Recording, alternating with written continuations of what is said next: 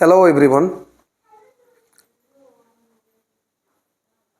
Banks, railway, SSC और other competitive examinations के लिए बैंकिंग अवेयरनेस से रिलेटेड मैंने कुछ इम्पोर्टेंट पॉइंट्स इस वीडियो में बताया है, जिसमें सबसे पहला है कि 9 अप्रैल 2025 को आरबीआई ने अपने 54th मीटिंग में और इस साल के first by monthly monetary policy report में रेपो रेट को घटाकर 6% कर दिया है। पहले यह 6.25% था। अर्थात आरबीआई की मॉनेटरी पॉलिसी कमेटी ने रेपो रेट को 25 बेसिस पॉइंट्स घटा दिया है। जैसा कि आप सभी जानते हैं कि 1% बराबर 100 बेसिस पॉइंट्स होता है। तो इस आधार पर 25 बेसिस पॉइंट्स की कट के बाद अभी वर्तमान में रेपो दर 6% हो गया है। रेपो रेट के बारे में तो हम सभी जानते ही हैं कि रेपो रेट वह रेट है जिस रेट पर आरबीआई कमर्शियल बैंक्स को शॉर्ट टर्म के लिए पैसा उधार देती है, और वर्तमान में यह 6% हो गया है। तो अब आने वाले एग्जामिनेशंस में अगर आपको ये क्वेश्चन आता है कि अभी वर्तमान में रेपो रेट कितना है, तो आप इजीली लगा सकते हैं आंसर कि अभी वर्तमान में रेपो रेट 6% है। इसके अलावा अभी वर्ल्ड इकोनॉमी से रिलेटेड एक बहुत ही इम्पोर्टेंट क्वेश्चन, एक पॉइंट हमारे सामने आया है कि वर्ल्ड में भूटान ऐसा पहला कंट्री बन गया है जिसने क्रिप्टो करेंसी के पेमेंट सिस्टम को टूरिस्ट के लिए digitally first time digital platform के रूप में लेकर के सामने आए हैं। तो अगर कंपटीशन में ये क्वेश्चन आता है किसी भी कॉम्पिटिटिव एग्जाम्स में कि वर्ल्ड का पहला कंट्री कौन है जिसने क्रिप्टो करेंसी पे अपना डिजिटल गेटवे टूरिस्ट के लिए लाया है, जिन्हें करेंसी को एक्सचेंज करने में काफ़ी सुविधा होगी, तो आप आसानी से आंसर बता सकते हैं कि भूटान ऐसा पहला देश बन गया है जिसने क्रिप्टो करेंसी गेटवे को लॉन्च किया है। क्रिप्टो करेंसी टूरिस्ट के लिए ये गेटवे लॉन्च करने वाला भूटान पहला देश हो गया है पूरे विश्व में।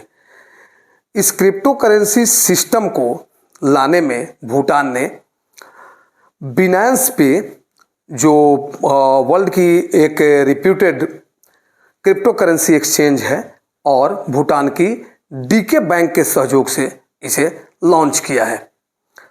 इसके अलावा एक थर्ड इम्पॉर्टेंट पॉइंट्स भी है कि अभी जस्ट आरबीआई ने 2 बैंक्स के ऊपर पेनल्टी इम्पोज कर दिया है, जिसमें सबसे पहला बैंक है एसबीआई, जिस पर आरबीआई ने, जो हमारे बैंकों की बैंक है, बैंक की गवर्निंग बॉडी है,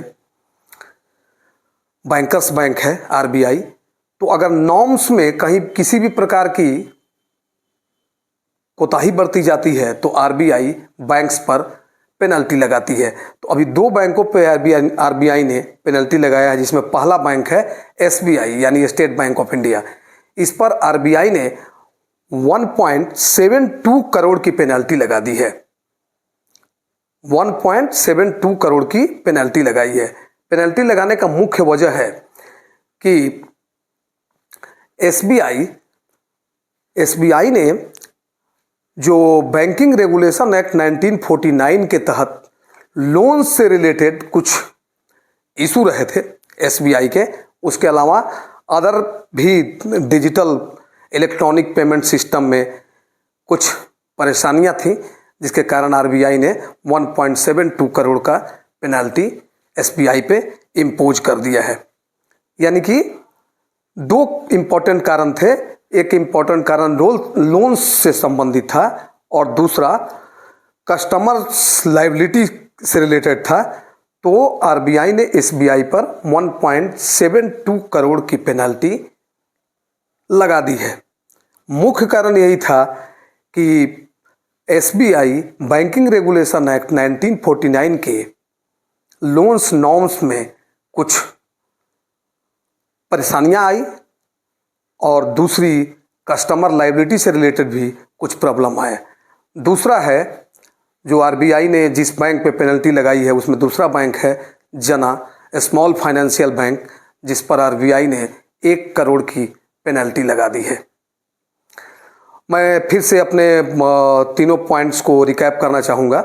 आरबीआई ने अपने इस फाइनेंशियल ईयर के first by monthly monetary policy review में रेपो रेट को 6.25% से घटाकर 6% कर दिया है। सेकंड, भूटान वर्ल्ड का पहला कंट्री बन गया है जिसने क्रिप्टो करेंसी गेटवे को लॉन्च कर दिया है। थर्ड, आरबीआई ने 2 प्रमुख बैंकों पे पेनल्टी लगा दी है, जिसमें पहला एसबीआई है जिस पर 1.72 करोड़ की पेनल्टी लगाई गई है और जना स्मॉल फाइनेंशियल बैंक पे 1 करोड़ की पेनल्टी लगा दी गई है। अगर आपको यह वीडियो पसंद आता है तो निश्चित रूप से इसे लाइक और सब्सक्राइब करें। Thank you very much. Thank you once again.